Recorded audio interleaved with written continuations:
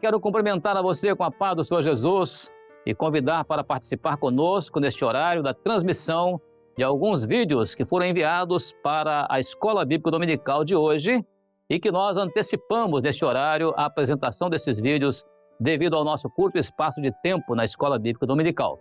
E hoje, as respostas que foram enviadas estão voltadas para o assunto das parábolas de Mateus capítulo 13. E nós já estaremos entrando agora na segunda parábola, em Mateus capítulo 13, que é a parábola do trigo e do joio. E por isso, vamos então à nossa primeira pergunta para transmitirmos as respostas. E a nossa primeira pergunta, que nós vamos ler aqui agora para os irmãos, ela é a seguinte, ela é dirigida a todos, né? E ela diz assim: citar na sequência os nomes das parábolas do capítulo 13 de Mateus. Muito bem. E quem vai citar na sequência o nome das 7 parábolas de Mateus capítulo 13 é a nossa irmã Isabela. A Isabela é do grupo de jovens da Igreja de Santo Amaro, em São Paulo. Isabela, a paz do Senhor Jesus. A paz do Senhor. Respondendo à pergunta número 1 da Escola Bíblica Dominical, vamos citar aqui as 7 parábolas que estão no Evangelho de Mateus, fazendo referência também às 7 cartas de Apocalipse. A primeira parábola é a do semeador, fica em Mateus 13, do 1 ao 8, e faz referência à carta de Éfeso. A segunda parábola, trigo e joio, Mateus 13, do 24 ao 30, e faz referência à carta de Esmirna. Parábola do grão da mostarda, que fica em Mateus 13, do 31 ao 32, faz referência à igreja de Pérgamo, a carta de Pérgamo. Parábola do fermento, que é a quarta parábola, fica em Mateus 13, 33, faz referência à carta de Tiatira. Parábola do tesouro escondido, quinta, Mateus 13, 44, faz referência à carta de Sardes.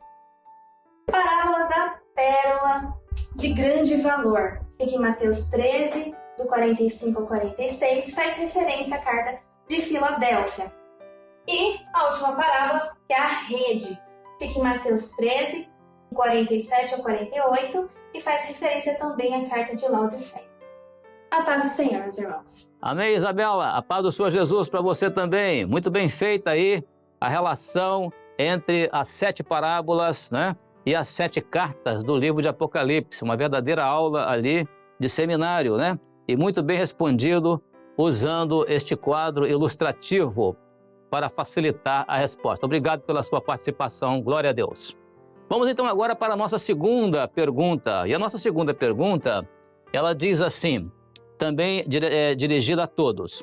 No texto de Mateus, capítulo 13, versos 36 a 43, destaque os 3 símbolos que estão na parábola do trigo e do joio. 3 símbolos que estão na parábola do trigo e do joio. E estes 3 símbolos serão destacados pela nossa irmã Elizabeth. A Elizabeth é do grupo de senhoras da igreja em Carambeí, no estado do Paraná. Irmã Elizabeth, a paz do Senhor. A paz do Senhor Jesus. Resposta da pergunta número 2, que fala assim: no texto de Mateus, capítulo 13, versículo 36 ao 43, destaque os 3 símbolos que estão na parábola do trigo e do joio. O primeiro símbolo fala daquele que semeia a boa semente, e é o Senhor Jesus. O segundo símbolo é o campo, que fala do mundo. E o terceiro símbolo é aquele que vem para atrapalhar a boa semente de crescer, que fala do inimigo das nossas almas. A paz do Senhor Jesus. Amém, irmã Elizabeth, muito bem respondido. A paz do Senhor Jesus para a irmã também, e especialmente a sua resposta baseada nos textos de Mateus 13, versos 37, verso 38 e verso 39. Obrigado pela sua participação, maravilha. Vamos então agora dar continuidade e vamos agora para a nossa terceira pergunta. E a nossa terceira pergunta, também destinada a todos, ela é a seguinte: no texto de Mateus, capítulo 13, versos 36 a 43, identifique as afirmativas com 1 a 2 versículos, levando-se em conta o aspecto profético da parábola de bênçãos e juízos. O aspecto profético da parábola, o aspecto de bênçãos e de juízos. E a nossa pergunta, ela exige 4 respostas. Nós vamos ter a primeira resposta, que é a resposta da pergunta A. A pergunta A diz assim: a qual grupo o Senhor Jesus se referia na parábola? Ou seja, a parábola que está aqui identificada em Mateus capítulo 13, 36 a 43, que é a parábola do joio e do trigo. E quem vai nos dar essa primeira resposta é a nossa irmã Daphne. A irmã Daphne, ela é do grupo de adolescentes da igreja de Porto Real, no estado do Rio de Janeiro. Irmã Daphne, a paz do Senhor Jesus, irmã. Paz do Senhor Jesus, hoje eu vou responder a pergunta 3A. Qual é o grupo que o Senhor Jesus se refere na parábola? Ele se refere ao grupo dos filhos do reino, que também está em Mateus 13, verso 38. O campo é o mundo, e a boa semente são os filhos do reino, e o joio são os filhos do maligno. A paz do Senhor Jesus. Amém, a paz do Senhor, irmã, maravilha, né? Porque o texto é esse mesmo, o texto citado em Mateus capítulo 13, no verso 38, dizendo que realmente o campo é o mundo, a boa semente são os filhos do reino e o joio representa os filhos do maligno. Muito bem colocado aí pela irmã na sua resposta. Glória a Deus. Obrigado, irmã. Vamos dar sequência agora à pergunta 3. E agora a letra B e letra C serão respondidas por uma mesma pessoa. E a letra B diz assim: para que tempo? Ou seja, o aspecto profético da parábola, em termos de bênçãos e juízos, são para que tempo? E a letra C diz assim: para os fiéis, a parte relacionada aos fiéis, ou seja, os justos. E quem vai responder a letra B e a letra C é a nossa irmã Karina. A irmã Karina é do grupo de senhoras da igreja de Joinville, lá no estado de Santa Catarina. Irmã Karina, por favor, responda então a letra B e a letra C. Amém? Irmãos, a paz do Senhor Jesus. Em resposta à pergunta B, para que tempo? Nós vemos ali que é o tempo do fim. Nós podemos encontrar no versículo 39, que fala assim: e a ceifa é o fim do mundo, e os ceifeiros são os anjos. E a alternativa C, né? Para os fiéis, nós podemos encontrar ali no versículo 43, que fala assim: então os justos resplandecerão como o sol no reino de seu Pai. Então os justos resplandecerão como o sol. Amém? A paz do Senhor Jesus.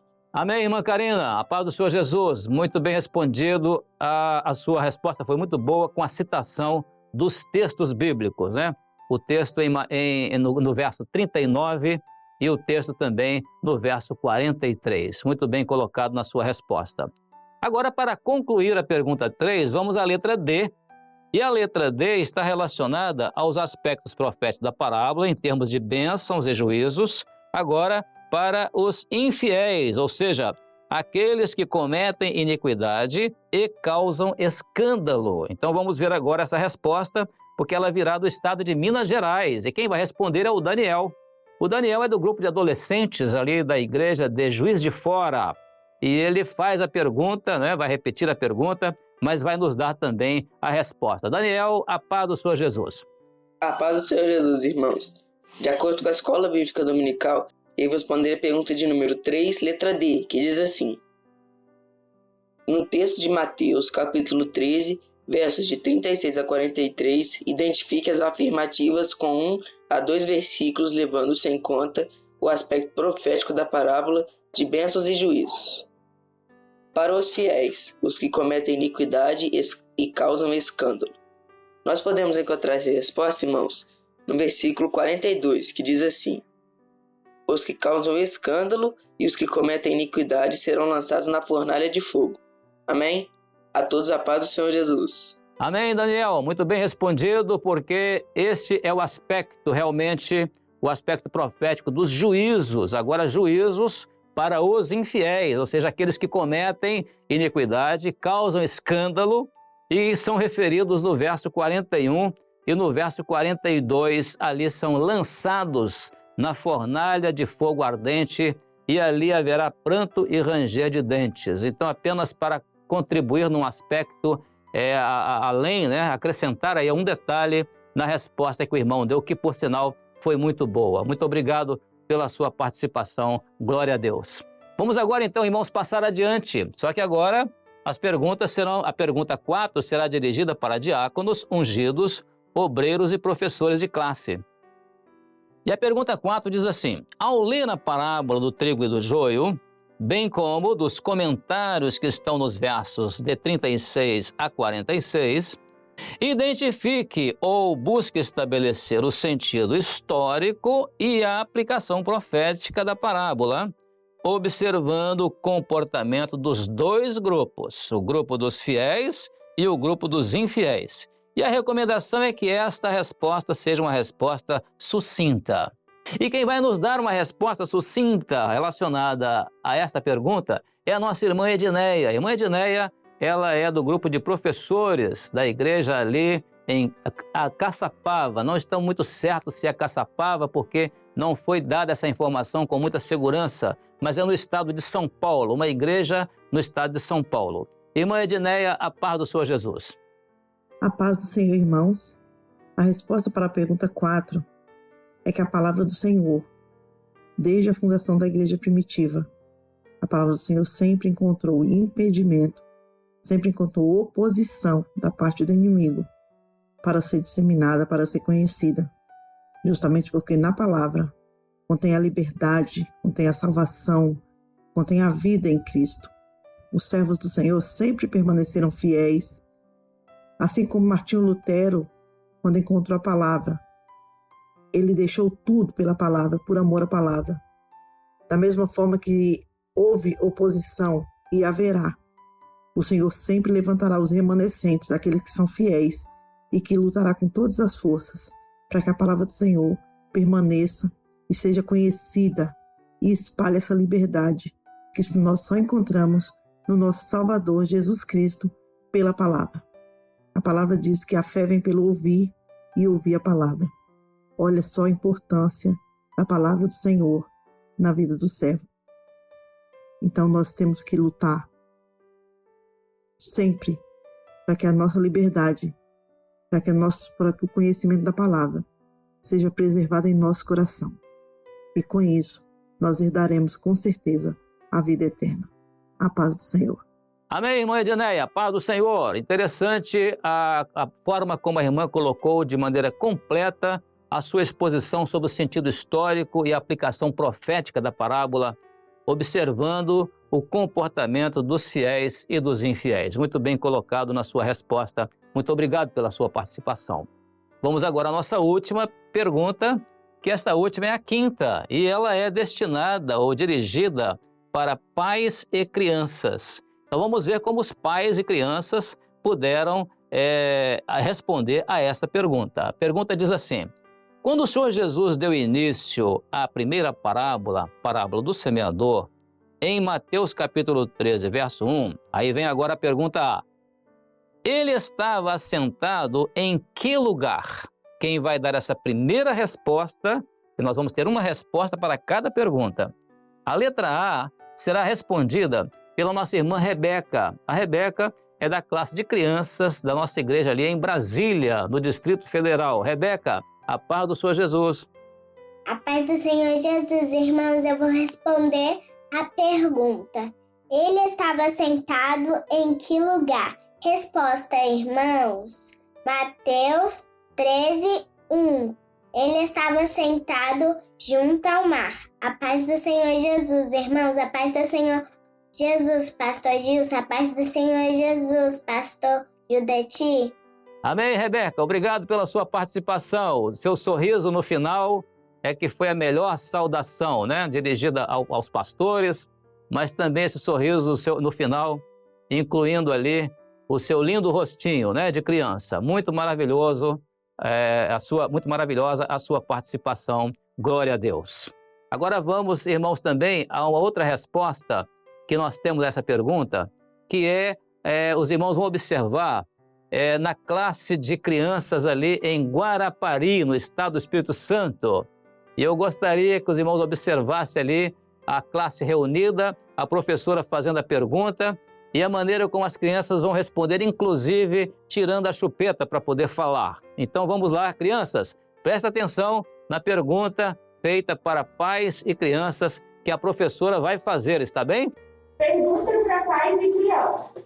Quando o Senhor Jesus deu início à primeira parábola, parábola do semeador, em Mateus 13, verso 1, ele estava sentado em que lugar? Junto ao mar. Muito bem, crianças, intermediários e adolescentes, que resposta muito bem dada, alguns até removendo ali a máscara e tirando a chupeta para falar. Isso é uma participação maravilhosa das nossas crianças na nossa Escola Bíblica Dominical, glória a Deus. Agora vamos à letra B. E a letra B diz assim, de onde Jesus tinha saído? Então a parábola do semeador, em Mateus capítulo 13, verso 1, a pergunta agora é, de onde Jesus tinha saído?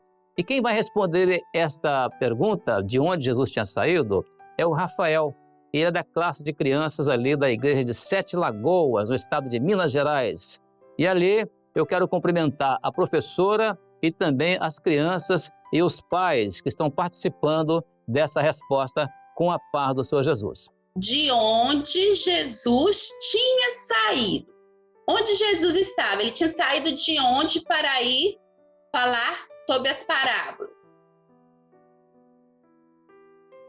Pode responder, Rafael. De casa. Isso. Muito bem, quem respondeu foi o Rafael, né? O Rafael foi muito bem respondida a pergunta na presença das demais crianças, intermediários e adolescentes e também na presença dos pais que participaram dessa reunião. Jesus tinha saído mesmo de casa, né? Muito bem colocado. Obrigado, Rafael, pela sua participação, também pela participação da professora e dos pais que estão ali presentes, né? Estavam ali presentes nesta reunião. Muito bem. Agora a letra C, né? Vamos à letra C. E a letra C diz o seguinte, no versículo 36, depois que o Senhor Jesus despediu a multidão, para onde ele foi? Depois que ele despediu a multidão, para onde ele foi? Então quem vai dar essa resposta agora é o Miguel. O Miguel é da classe de crianças da igreja de Vitória da Conquista, no estado da Bahia. Miguel, a paz do Senhor, e você vai prestar bem atenção na pergunta que vai ser feita a você, ok?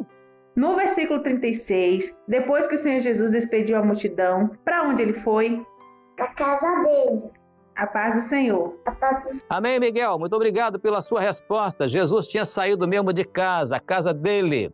E agora ele voltou para a casa dele depois que ele despediu aquela multidão. Muito bem colocado. Vamos ainda ter mais uma resposta além dessa, que é do estado do Rio de Janeiro. E a Juliana e a Helena, elas duas são da classe de intermediários, e adolescentes, aliás, e da classe de intermediários. E elas são da igreja de Copacabana, vão dar essa resposta aí maravilhosa. Aqui nessa resposta, elas vão estar muito atentas aqui às perguntas que serão feitas. A pergunta que uma vai fazer para a outra responder. Muito bem colocada essa gravação, né? Dessa forma de responder a pergunta. Estão com a palavra, então, a Juliana e a Helena. A paz do Senhor Jesus, irmãos.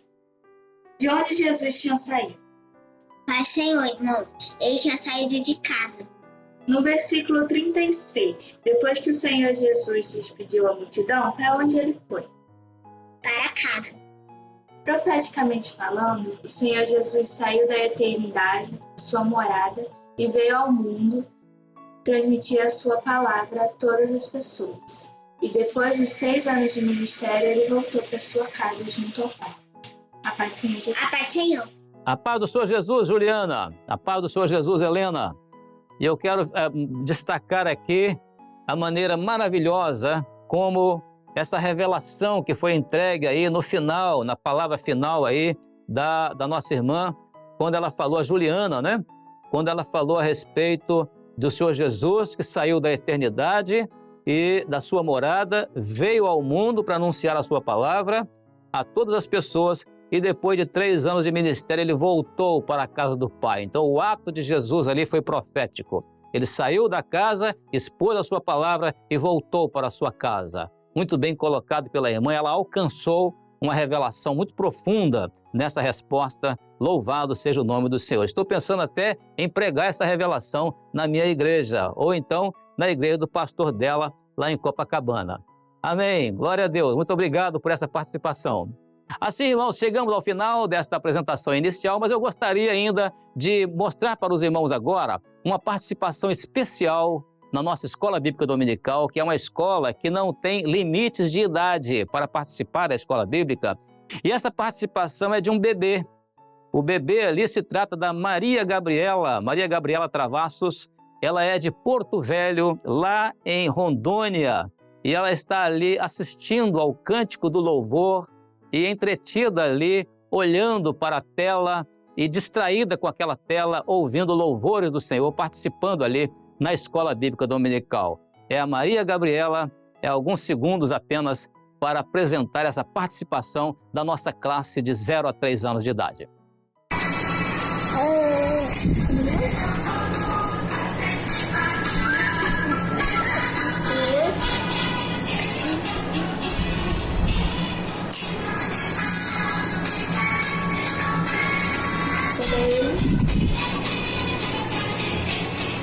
Amém, que maravilha ver uma criança nessa idade ainda, de berço, e participando da Escola Bíblica Dominical também. Louvado seja o nome do Senhor. Agora, no outro extremo, queremos dar aqui uma informação aos irmãos a respeito de um participante da Escola Bíblica Dominical, que ele, aos 91 anos de idade, no dia 9 de julho, agora deste mês, ele foi recolhido pelo Senhor aos 91 anos de idade.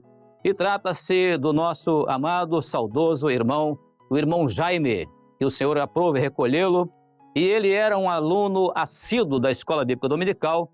Ele trata-se desse irmão que era sogro do nosso irmão pastor Fernando César, membro do Conselho Presbiteral. E aquele irmão, ao partir para o Senhor, nós recebemos um testemunho da participação dele na Escola Bíblica. Todas as semanas, a sua filha, esposa do pastor Fernando, fazia perguntas da Escola Bíblica para ele, e ele tinha grande alegria em participar da Escola Bíblica e fazia questão de que as respostas dele fossem dadas, fossem publicadas.